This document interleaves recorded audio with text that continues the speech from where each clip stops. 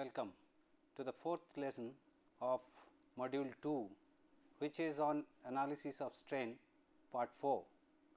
In the previous lesson, we have discussed some aspect of analysis of strain, and in this particular lesson, we are going to discuss some more aspects of strain analysis, and let us look into those aspects.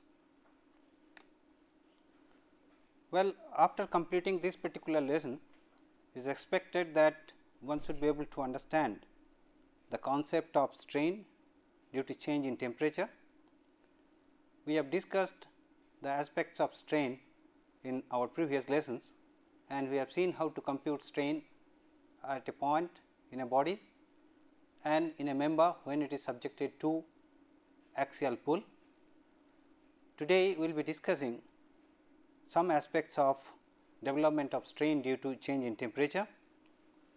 Also, one should be able to understand the concept of thermal stresses, and we have discussed in the last lesson about the determinate and indeterminate systems, where we find that we need additional criteria to evaluate the internal forces, which we have termed as compatibility condition. Now, we will be looking into some more aspects of this indeterminate system, and one should have a clear idea about the indeterminate system. Well, this particular lesson includes recapitulation of previous lesson.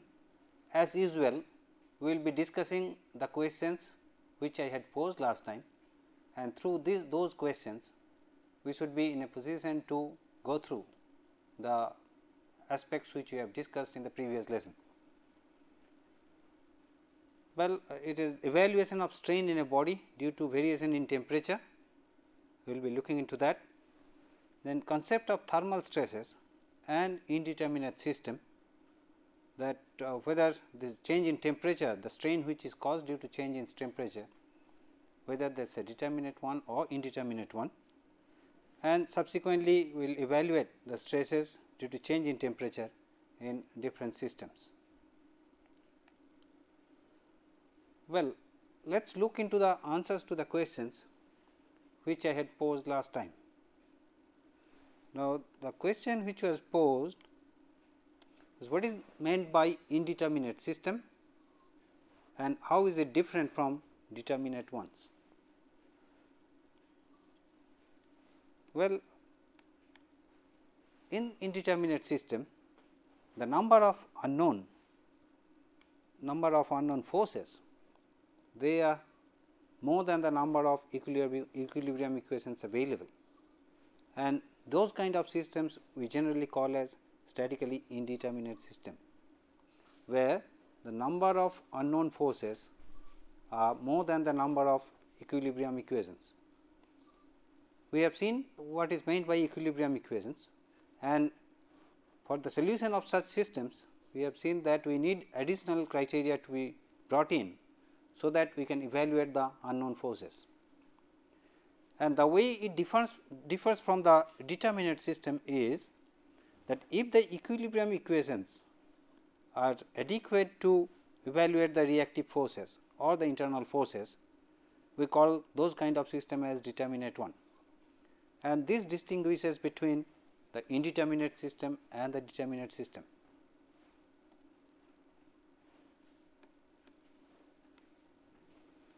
Well, the second question posed was, what is meant by compatibility equation? Okay, let us look into this definition of compatibility. As we had seen last time, that a statically indeterminate problem has geometric restrictions always imposed on its deformation, and the mathematical expression of such constraints or the restrictions are known as the compatibility equation. Now, probably this can be made more clear through an example. Let us look into this particular example, which is quite common. You must have seen that the vertical members made out of concrete are provided with some steel bars.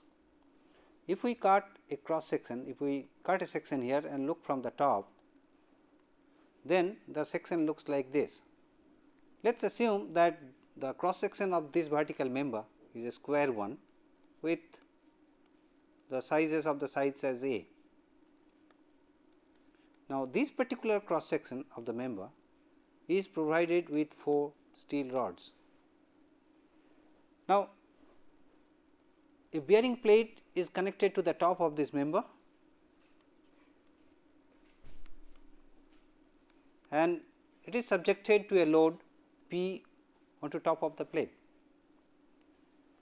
Now, if we take a free body diagram, if we cut the member here and take the free body of the top part, the free body diagram looks like this, where the top force is P and for the equilibrium of the whole system, we will have the forces generated, internal forces, which will be exerted by the concrete, let us call that as P c, and the steel rods in a combined form, let us call that as P s. So, the equilibrium condition demands that P should be equals to P c plus P s. Now, as you can see here that we have 2 unknown parameters P c and P s, and we have only one equilibrium equation. Hence, the 2 unknowns from one equation cannot be evaluated, and hence we need an additional criteria or additional condition, which we call as a compatibility criteria. As we have seen last time that the deformation, when we put the restrictions on the deformation and convert that in terms of mathematical expression, we call that particular condition as the compatibility condition. Similarly, here now when the load is applied onto this member, the deformation of the concrete and steel, these two different materials which are placed in this particular diagram or in this particular member, the deformation of concrete and the deformation of steel should be same. So, if we say that the deformation of concrete is delta c, this should be equals to deformation in steel, or in other words we can say the strain in concrete is equals to the strain in steel. And this strain, as we had done last time, now the strain we convert or write in terms of stresses using Hooke's law, which we call as the constitutive relationship between the stress and the strain, and that will give us another condition for forces between the concrete and the steel. Now that we have one equation from here, we get another equation from here, and using these two equations we can solve for P c and P s. So, this particular condition that P is equals to P c plus P s is termed as equilibrium equation, and another equation in terms of forces which are generated from the second of equation, where strain in concrete is equals to strain in steel, we call this as compatibility equation. This we call as compatibility equation. And as you can observe here that the restrictions on the deformation, we have said that the deformation of concrete and deformation of steel is same, and based on that this compatibility criteria has been arrived at.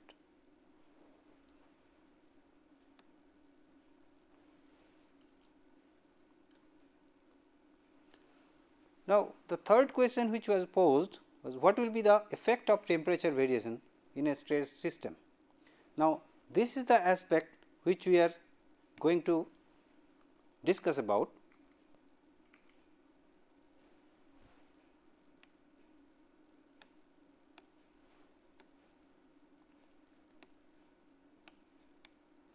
Now, strain due to temperature.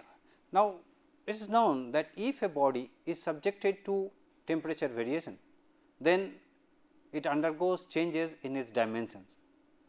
is volume expands if there is an increase in the temperature, or it contracts if there is decrease in the temperature. Now, in general, this change in temperature, if the temperature is uniformly increased or decreased, we get same amount of expansion or contraction in the body, and this is isotropic in nature, and that variation in temperature causes change in the length of the member, which we call as deformation, and that deformation leads to strain in the body, and strain due to variation in temperature is given by this particular expression epsilon t, where is the epsilon t is the strain due to change in temperature, delta t is the change in temperature. Let us say if the initial temperature is T suffix 0, final temperature is T, then delta T is equals to T minus T 0, and alpha is a term which is known as the coefficient of thermal expansion. So, the strain due to temperature variation is given as alpha times delta T or T minus T 0, and delta T is positive when we take there is expansion or there is a positive change in the temperature, where there is a rise in the temperature, we call delta T as positive. When there is a decrease in the temperature, we call that as negative or for contraction of the body.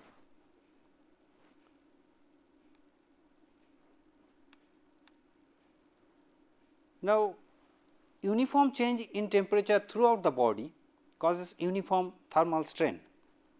Now, this is important to know that there is strain which is developed in the body due to change in temperature, we call that as thermal strain. Now, supposing there is a body which undergoes change in the temperature. Now, if it is free to move, this will undergo expansion or contraction depending on the change in the temperature. If temperature rises, it will expand. If temperature decreases, then it will contract. Now, if it is not restricted or constricted by any actions from outside, it will undergo movement, it will undergo strain. Now, if we take the characteristic length of this particular member as L, or for that matter any of this length which undergoes deformation, the deformation delta T of that length can be given as the strain times the length, and strain, as we have seen due to temperature, as equals to alpha times delta T. So, the deformation delta T because of temperature is alpha times delta T times L, where L is the dimension which we are concentrating on of the body.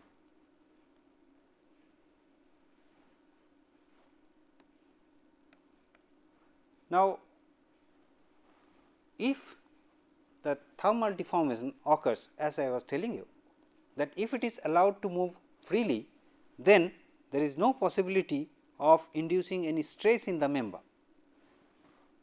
Now, as there are no internal forces are developed, no internal forces are induced if thermal deformation is allowed to occur freely. Now, there will be strain induced, but there will not be any stress in the member, as there are no internal forces are getting developed.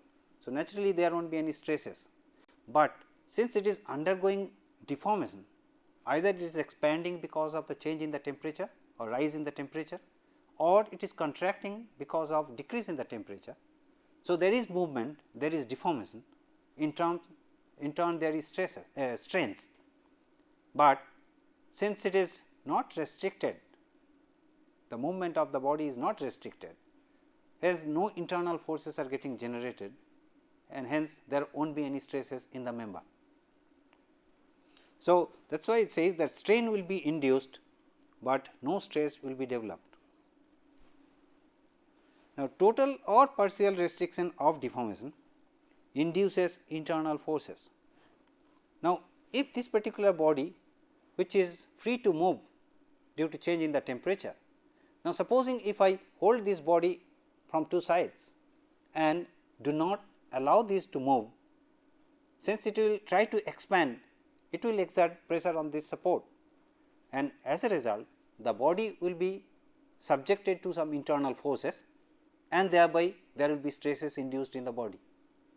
So, if total or partial restrictions are imposed on these deformations, then they are going to resist these forces due to thermal expansion or contraction, and thereby there will be stresses caused by these internal forces, and these stresses we generally designate as thermal stresses.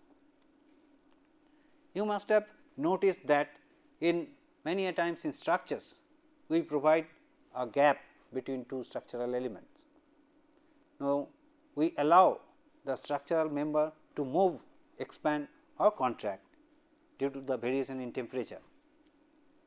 You must have noticed in the railway tracks are not continuous. Some gaps are maintained at certain distance interval. Now, due to change in the temperature on the railway track, the track undergoes expansion. Now, if those gaps are not kept, then the rail track will be subjected to tremendous amount of stresses.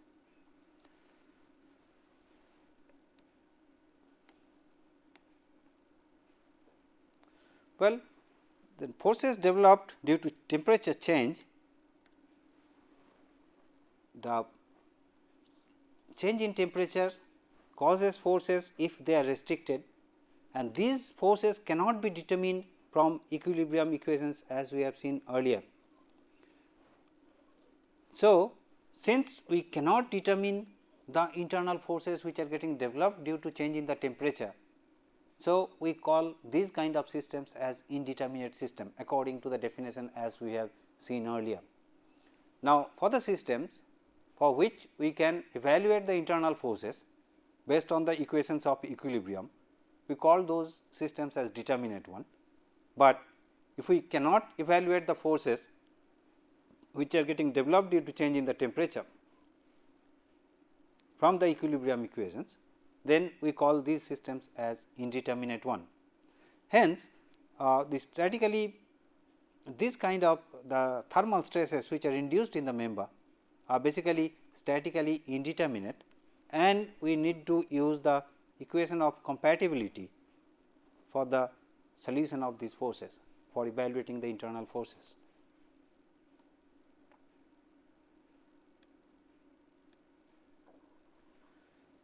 Well, then if we summarize on the statically indeterminate problems which we have seen now, that we need the equilibrium conditions.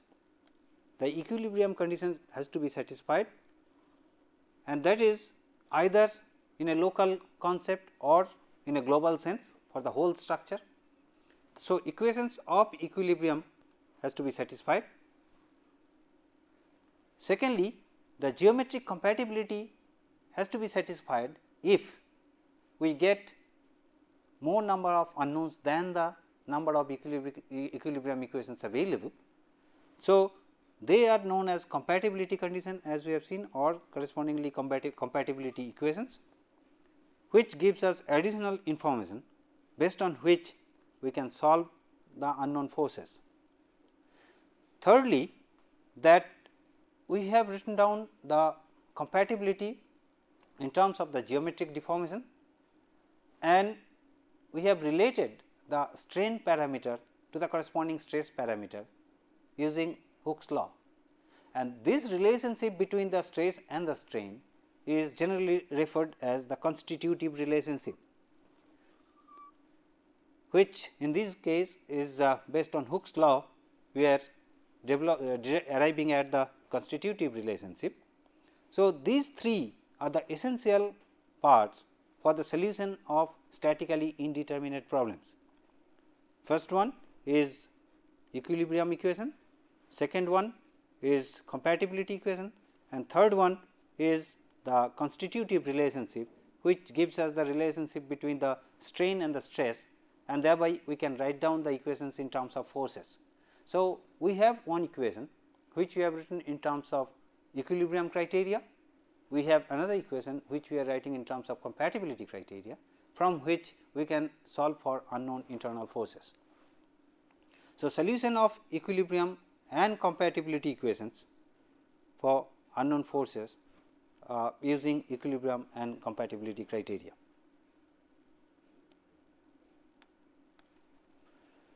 Well, having known about these different kinds of strains that is getting induced into a body, either when they are subjected to external loads or they are subjected to change in temperature. Let us look into some of the examples that how do you evaluate these forces. Now, last time I had set one example for you which I had asked you to solve. Let me discuss that particular problem first before I proceed further with other problems. Now, the example which was given was that the rigid bar AB, this bar AB of negligible weight is supported by a pin at B and two vertical rods, they are hung from the top and connected to this bar. Find the vertical displacement, of the 50 kilonewton weight which is placed at this particular point, which is at a distance of 1 meter from end A. So, we will have to find out the displacement of this particular point where this 50 kilonewton weight is hung. The cross sectional area of steel bar is 300 millimeter square. This is the steel bar of length 2 meter and this is the aluminum bar of length 1 meter. The cross sectional area of steel bar is 300 millimeter square and that of aluminum is 1000 millimeter square. The modulus of elasticity of steel E suffix s is 2 into 10 to the power 5 megapascal and modulus of elasticity of aluminum is 0.7 into 10 to the power 5 megapascal. So, we will have to find out the displacement, the vertical displacement of this particular point from where the 50 kilonewton weight is hung. Now, as we did earlier or as we discussed that first thing is that we will have to write down the equations of equilibrium. Now, if we take the free body of the whole system,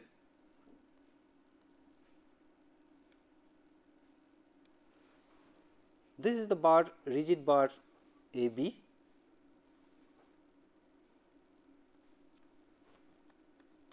and this is connected by a pin at end P.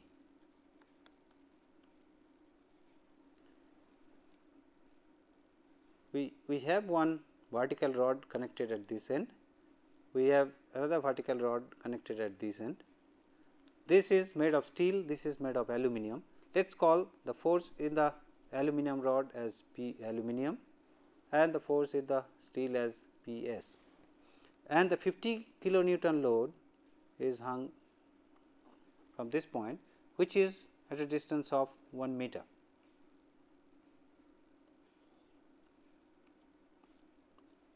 This is 1 meter, this is 1 meter, this is 1 meter.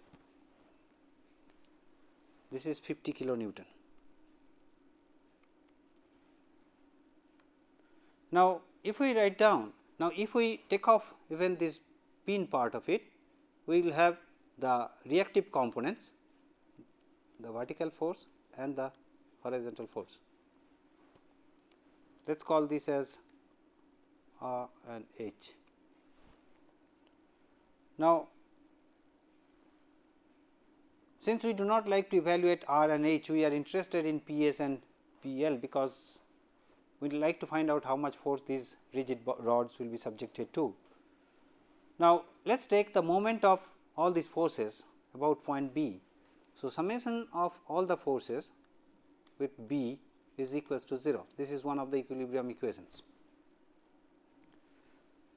and this gives us that P aluminum times 1 plus P steel times 3, this is equals to 50 times 2, or P aluminum plus 3 P steel is equals to 100. So, this is equation 1, which we call as the equilibrium equation.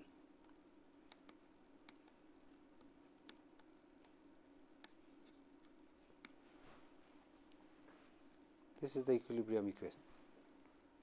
Now, well, we are not looking into other equations which are summation of vertical forces as 0 and summation of horizontal forces 0, from which we will get R and H. We are since we are interested to evaluate only this, because we have 4 unknown parameters P S, P L, R and H. These are the 4 unknown forces, and we have 3 equations which are summation of horizontal forces 0, summation of vertical forces 0, and summation of moment at this point is equals to 0. Now, this particular equation, as we see that we have 2 unknowns and 1 equation, from which we cannot really solve these unknown forces. So, we need an additional criteria or additional condition from which we can evaluate these forces. Now, if we look into the deformation of this member, this particular bar A B is a rigid one. Now, since this is subjected to a load 50 kilonewton, this will undergo a movement in a circular path, considering point B as a center. Now, since the deformation is small, this circular arc we approximate as a straight one, and we join this line. This gives us an exaggerated form of the deformation. So, this point undergoes deformation here, this point undergoes deformation here, also this point has deformed up to this state. Now, from this triangular configuration, if we call this deformation as delta aluminum and this deformation as delta S, then from this triangular configuration we can write delta aluminum by 1 is equals to delta steel by 3, because this length is 3, or delta aluminum is equals to 1/3 of delta steel. So, you can see now that we have one equation of equilibrium. Now, we have obtained another equation which we call, which is corresponding to the compatibility of the deformation, which we call as compatibility equation. So, equation 2 is the compatibility equation. Now, next thing which we will have to do is impose the constitutive relationship. That means, first we write this deformation in terms of strain, and that we relate to the stress. So, this if we write in terms of load and or rather stresses, we can say that P aluminum length aluminum divided by A aluminum times E aluminum. This is the deformation of the aluminum bar. This is equals to 1/3 of P S, that is the load which is acting in the steel rod, times length of the steel rod divided by area of steel rod times modulus of elasticity of the steel rod. Now, if we substitute the values,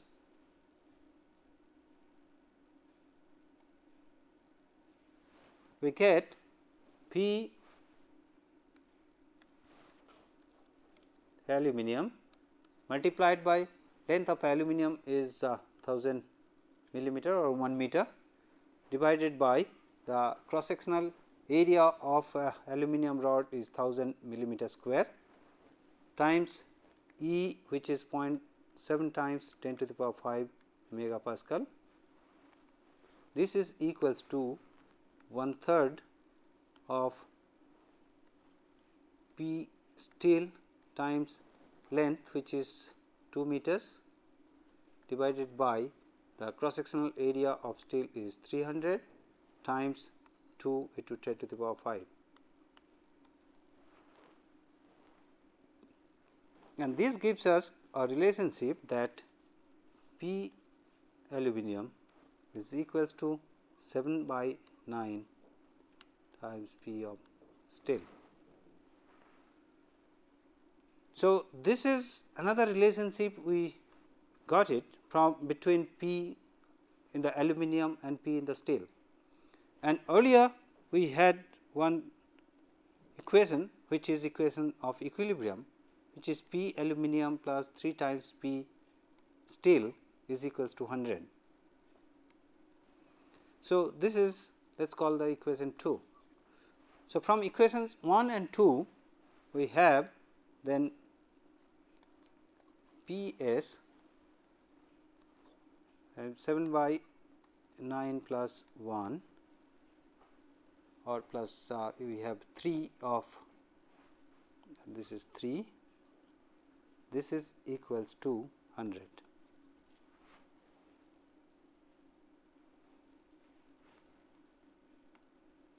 We have P aluminum plus 3 of P s. So, P aluminum is 7 by 9 P s plus 3 equals to 100, which gives us the value of P s as 26.45 kilonewton.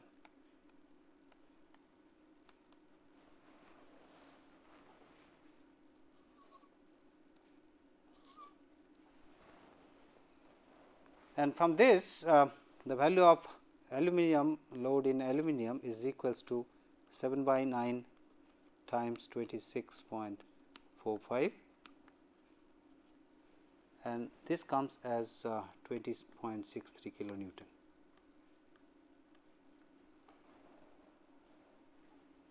And hence, the once we get the load, we can compute now the deformation. Once we know that the steel rod and the aluminum rod, they are subjected to the load P s and P L, which we have evaluated now, we can compute that how much deformation this particular bar will undergo and how much deformation this bar will undergo. Now, since we are interested to evaluate the deformation of this particular point, if we know the deformation of this particular bar and from this triangular configuration we can compute how much deformation this particular point will undergo. Hence, the deformation of the steel bar delta S is equals to P s L s by A s E s, which is equals to P s we got 26.45 times 10 to the power 3 so much of Newton times L s, which is 2000 millimeter, and A s is equals to 300 times E s, which is 2 into 10 to the power 5. Hence, this gives us a value which is equals to 0.882 millimeter. So, this is the deformation of the steel rod, which is shown in this particular diagram. So, the deformation which we have obtained here delta S is equals to 0.882 millimeter. Now, from this triangular configuration,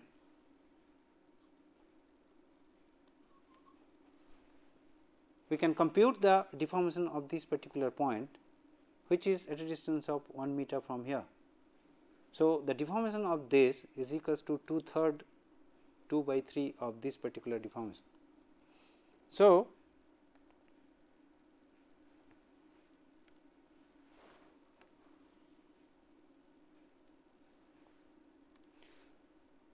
the deformation of the point where the load is acting, say delta at load point where 50 kilonewton load is acting, this is equals to 2/3 of 0.882 millimeter, and this is equals to 0.588 millimeter.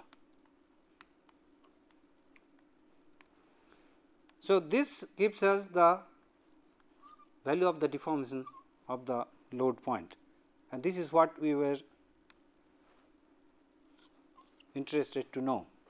We were interested to know that how much deformation this load point undergoes, and according to this calculation we find this is equals to 0.588 millimeter.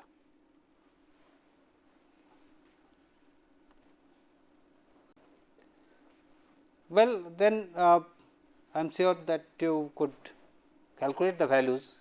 Now, you can check the values whether they are matching with this solution or not. Now, let us look into another example based on the aspects which we have discussed today, that due to the change in the temperature there will be deformation in the member, and that causes stresses in the member which we call as a thermal stress. Now, in this particular example it is stated that a bronze bar which is a 3 meter long bar, let us call this as A B. This bronze bar 3 meter long with a cross sectional area of 320 millimeter square is placed between two rigid walls. This is one wall, this is another wall, it is placed between these two, and at a temperature of minus 20 degree centigrade there is a gap between the edge of the bar and the wall. So, edge of this bar and the wall there is a gap of 2.5 millimeter. Now, what we will have to do is we will have to find out the temperature at which the compressive stress in the bar will be 35 MPa. So, find the temperature at which the compressive stress in the bar will be 35 MPa. Given the value of alpha, which is coefficient of thermal expansion, as equals to 18 into 10 to the power minus 6 per degree centigrade, and the value of modulus of elasticity given is 80 gigapascal. Now, when the temperature goes up from minus 20 degree, now the bar is going to expand because there is an increase in the temperature, and when it will increase, when the bar will expand, since there is a gap between the wall and the bar, first due to expansion the bar will touch the wall.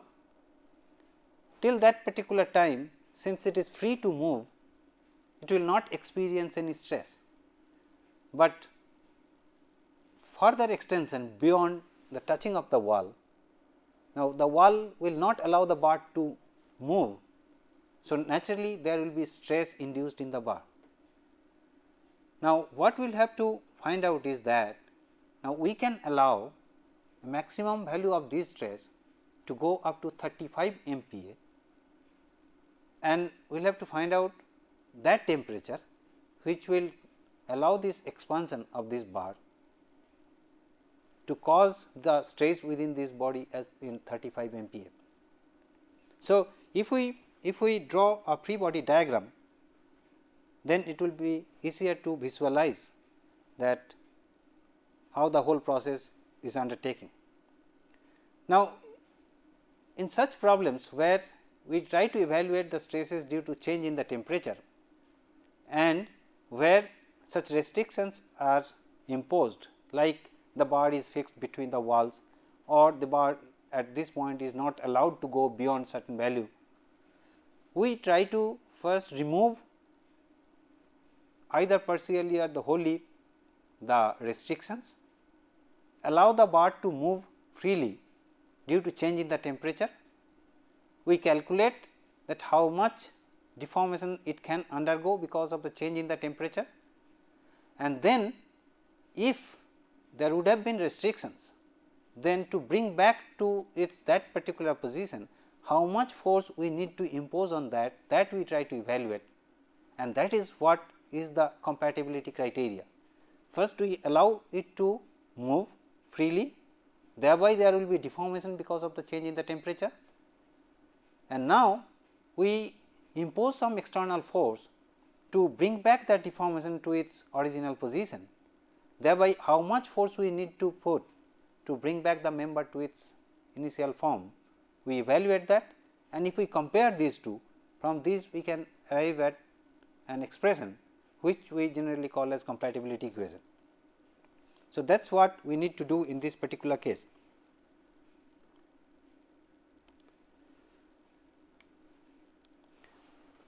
Now, we have the bar, and on this side it is fixed to the wall. Now, here we have one restriction which is another wall, but there is a gap between the wall and the bar. Now, when the temperature goes up from minus 20 degree to some value T, which we do not know, which we need to evaluate. Initially, when it starts expanding, it goes up to the wall without any problem. Until that time, since it is not experiencing any obstruction, the bar will expand freely, and thereby there will be strain, but there will not be any stress in the bar. Now, let us remove this. Let us remove this wall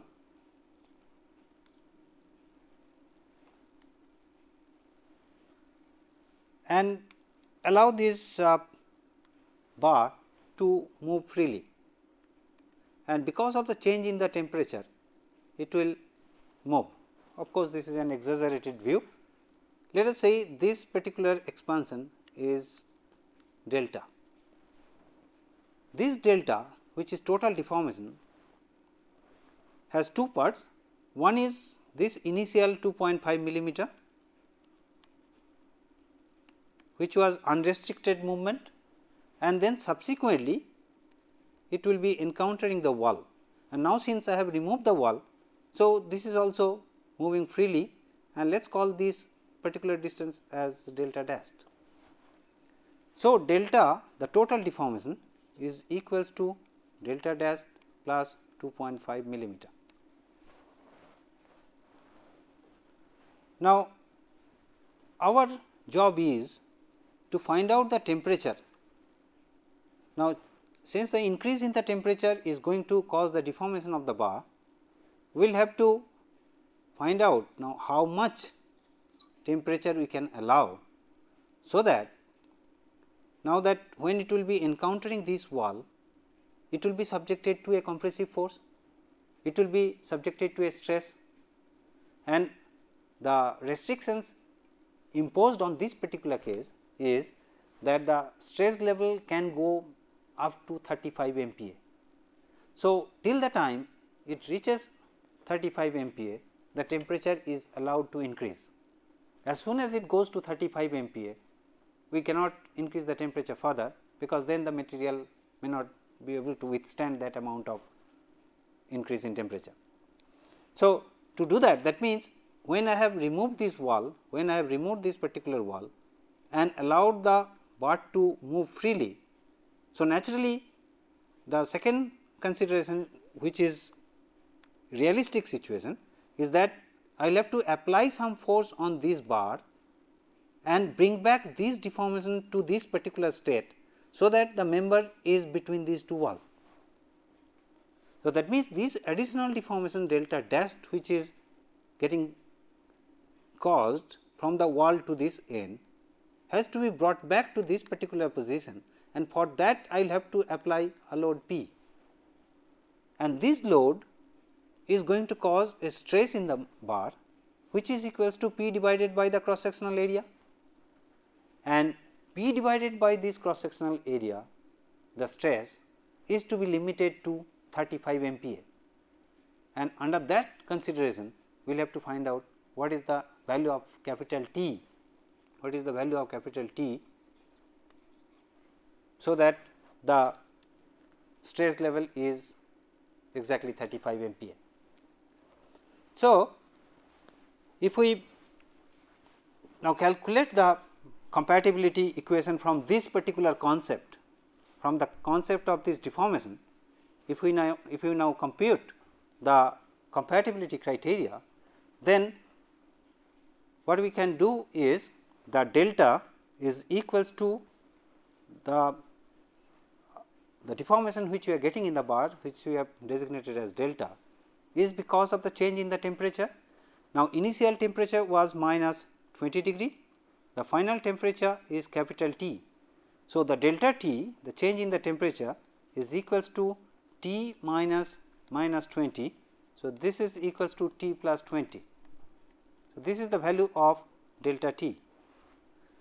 Now, as we have seen that strain epsilon T is equals to alpha times delta T, or deformation due to change in temperature, which we have called as delta T, is equals to alpha times delta T times the length L. So, in this particular case, the coefficient of thermal expansion, which is given as 18 into 10 to the power minus 6 per degree centigrade, multiplied by change in temperature is T plus 20 times L is 3000, the original length 3 meters. So, this is equals to delta, which is delta dash plus 2.5. So, this is 2.5 plus delta dash.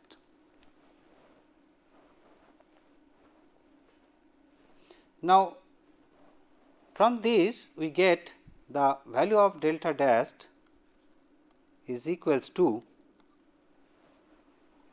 54 into 10 to the power minus 3 into T plus 20 minus 2.5. Now, this delta dash, which is being caused from the wall to this end, and this particular part has to be brought back to this wall level by applying this force P. So, this delta can be written as P L by AE. By the application of external force P, we are bringing back this delta to the wall position, and P by A, P divided by the cross sectional area, we can write this as stress. Based in this particular problem, since the stress is limited, we write this expression in terms of stress. So, P by A is the parameter sigma times L by E is equals to this particular quantity, which is 54 into 10 to the power minus 3 times T plus 20 minus 2.5.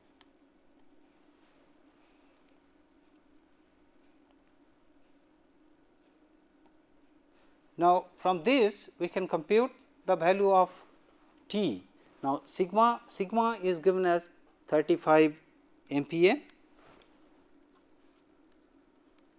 and the length now, since initially it was 3 meter and then we have allowed it to move because of the increase in the temperature, and since there was a gap between the wall and the bar of 2.5 millimeter, and this 2.5 millimeter movement is unrestricted.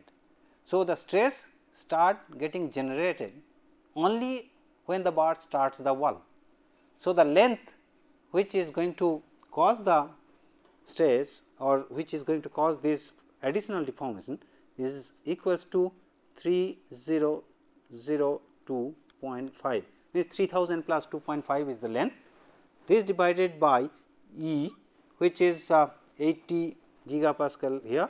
So, 80 times 10 to the power 3 megapascal, and this is equals to 54 into 10 to the power minus 3 times T plus 20 minus 2.5,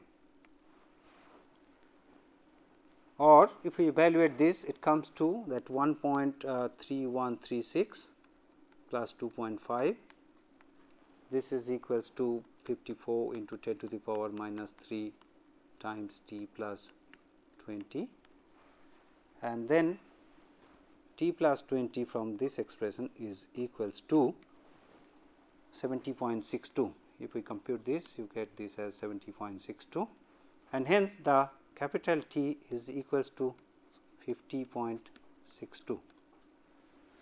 So, if the temperature goes up to 50.62 degree centigrade from minus 20, then the bar will be experiencing a stress of 35 MPa.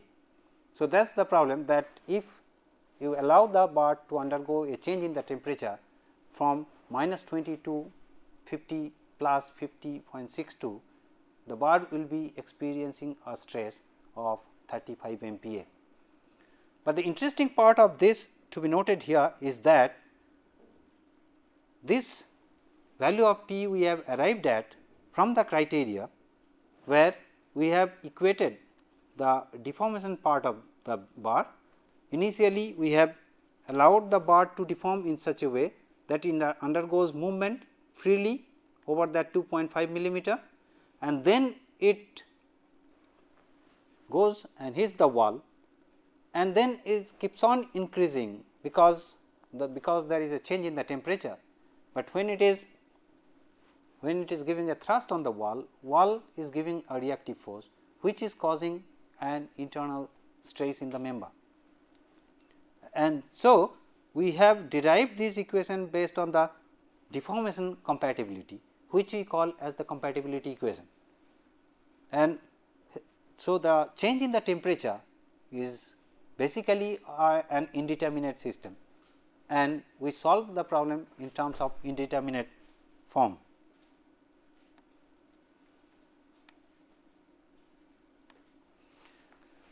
Well, let us look into another example where a rigid block of mass m is supported by the 3 symmetrically placed rods, and the ends of the rods were level before the block was attached. They were in the same level. Now, you have to find out, you will have to determine the largest allowable value of m that can be this bar can carry. The cross sectional areas of steel and copper rods are 1200 and 900 millimeter square. Then modulus of elasticity of steel is 200 GPa, modulus of elasticity of copper is 120 MPa, and permissible stress for copper is 70 MPa and that of steel is 140 MPa. Now, these are the two copper bars, and this is the steel bar of length 240 millimeter and length of the copper bar are 160 millimeter, and they are placed at 1 meter interval, symmetrically placed. So, before this block was placed, they were on the same level. Now, after the block is placed, they will undergo deformation. Now, what we will have to find out is that how much is the weight that we can put, so that they are within their stresses do not go beyond these values.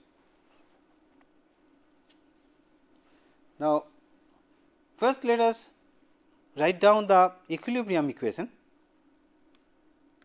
Now, this is the bar or the block whose mass is m. So, the load that it transmits on those 3 bars is equals to the weight of it, which is m times g. Now, we have the 3 bars placed, central one is the steel one and 2 copper rods.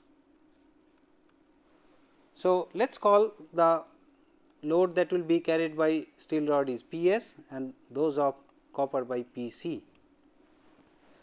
So, we can write down the summation of vertical forces 0 will give us W as equals to P s plus twice P c. So, this is the equation of equilibrium. This is the equilibrium equation.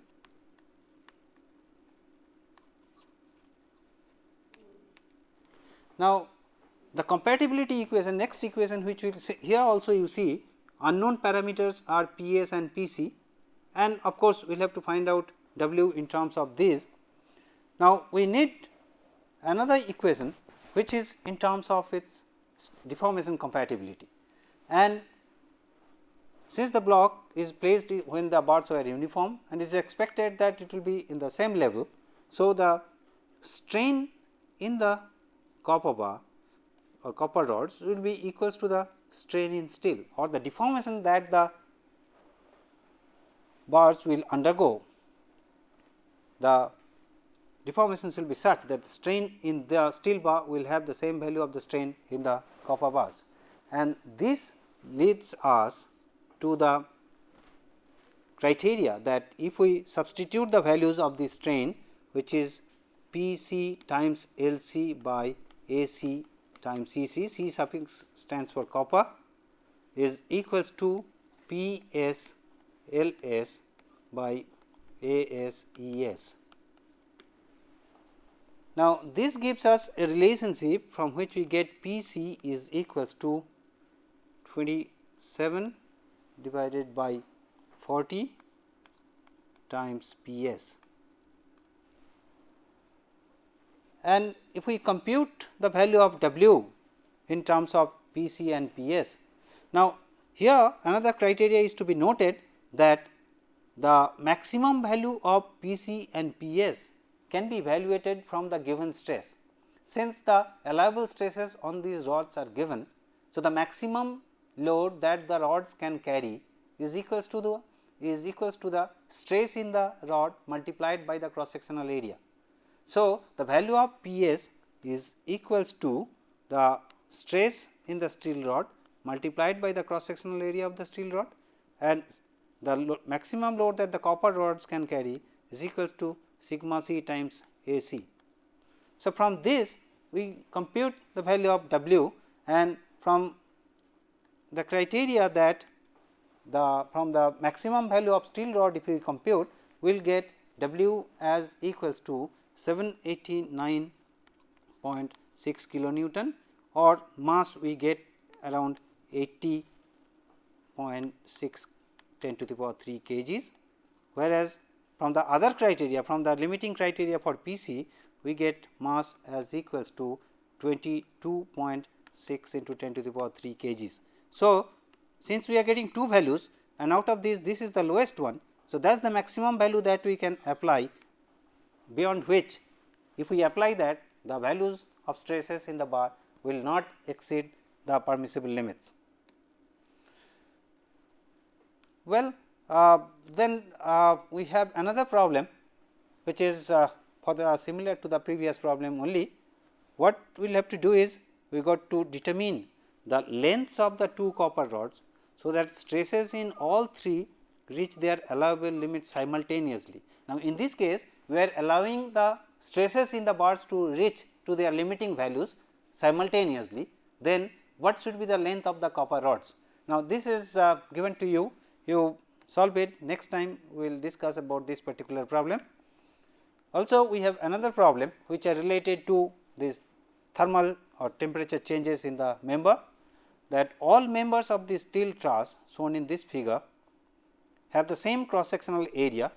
Now, if the truss is stress free at 10 degree centigrade, now determine the stresses in the members at 90 degree centigrade. For steel, alpha is equals to 11.7 into 10 to the power minus 6 per degree centigrade, and E is 200 GPa. So, to summarize, in this particular lesson, we have included the concept of strains due to change in temperature, we have included the concept of thermal stresses, we have seen the steps to evaluate unknown forces for indeterminate systems, and then we have looked into some examples to demonstrate the evaluation of stresses due to change in temperature. Now, we have some questions for you, which are, what are the steps for the evaluation of unknown forces for indeterminate systems?